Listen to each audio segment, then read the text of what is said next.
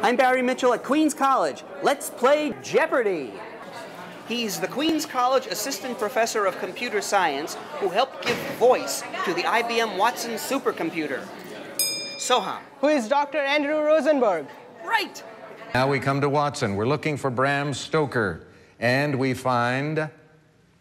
Who is Bram Stoker? And the wager? Hello, 17,973, 41,413, and a two-day total of 77,147. I'm Andrew Rosenberg. I'm an assistant professor of computer science at Queens College. I studied natural language processing and spoken language processing. Linguistics term for the rhythm, stress, and intonation of speech. What is prosody? With a focus on understanding prosody, or intonation. And I worked with IBM on Watson's voice. What is Istanbul? Watson, of course, is the artificial intelligence computer named after IBM's first president, Thomas J. Watson.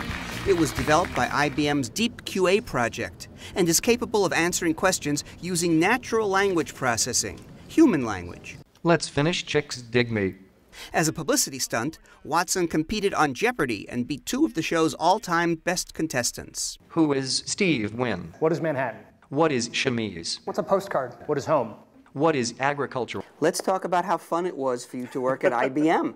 How did you get involved with IBM Watson? The development of Watson started in 2007.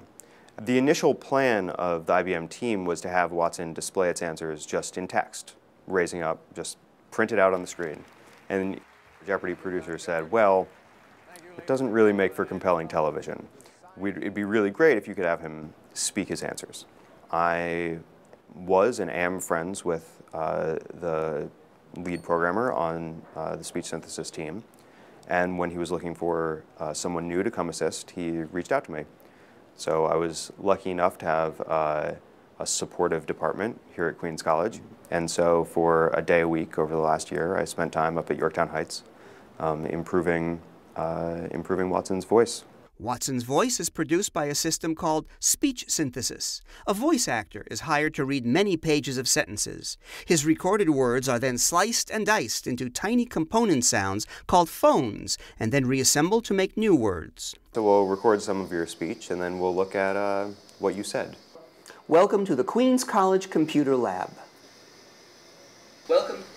Welcome. How many phones are in the word welcome? Welcome would have the W, the E, the L, the S, K, the and the M. That's a lot. So 6 phones in a word with 2 syllables. Here's another vowel-looking phone, the U and 2. Wow, that's barely recognizable as human speech. And that's exactly the point. So when we talk about that Watson's voice was sort of made from a voice actor, in practice it was, but often we'll be pulling out short little chunks of speech like, and putting it up against another bit of speech. The computer may use my from welcome in a totally different word. Exactly, elephant, for instance. Some of Andrew's work involved developing and improving existing software. And in other situations, it was explicitly telling Watson, this is how you pronounce this name. Because to read, for example, Ralph Fiennes, there's no way to know that his name isn't pronounced Ralph Fiennes other than having someone tell you. So we were in the situation of, in some cases, explicitly telling the voice, this is how you pronounce this phrase or this word. What's your passion? What's your next big project? Well, personally, one thing that I'm particularly excited about is looking at how a person's native language affects their intonation when they speak English. Queens College has an incredibly diverse population with a lot of differing language backgrounds, so it makes it really a perfect place to look at that kind of question.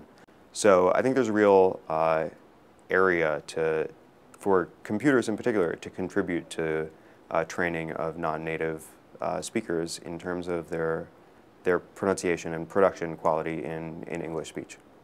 Our thanks to Dr. Andrew Rosenberg and thanks to Queens College. I'm Barry Mitchell and you're watching Studying the Best.